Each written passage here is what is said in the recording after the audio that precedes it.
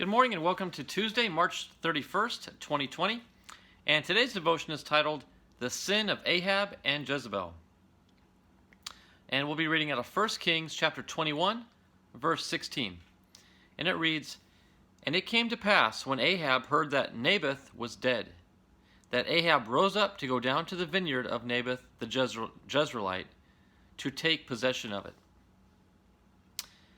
Ahab's heart was rebellious toward God, and he sought to establish himself as supreme rather than allowing God himself to govern and bless the land.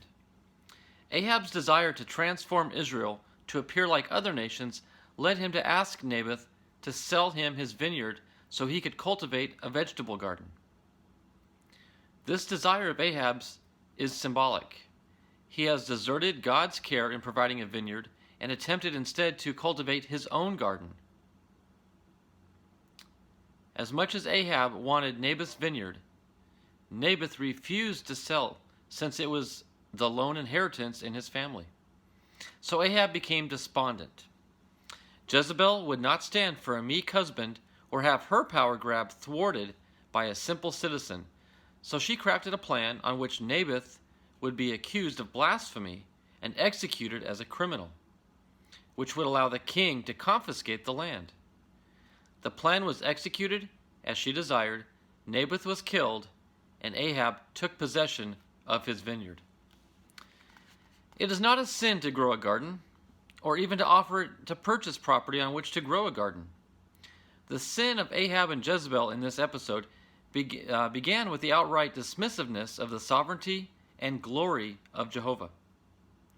They were not content with a theocracy, but wanted all the power for themselves. Once this idolatrous root was established in their hearts, it should be no surprise that they would be capable of injustice, conspiracies, deception, malice, and even murder. Once a heart is wholly given to idolatry, there is no extent to which evil will go. And our final thought is deserting God destroys lives. You know, a lot of people make the analogy that, and I believe it to be true, that Jesus is a glue. It's a bond that holds our lives together. It keeps things intact. And it's also the bond that fellow Christians have with each other. The relationship that I have with fellow Christians is because of that bond, because of that glue, which is Jesus. Now, like any good structure that needs good, strong glue to hold it together, once you get rid of the glue, you got a very weak structure. Once you get rid of the glue that holds the foundation, the thing is going to topple over. Your life is going to fall into a disaster. Because us humans, sometimes our nature says, I can do it, I can hold things up, I can support all these issues, I can support all these burdens, I can support all these riches. But in reality, we can't. We're only human. But if we have God in our lives, if we have Jesus in our hearts, He helps bind everything together, and it gives structure and strength to our lives, both physically and spiritually.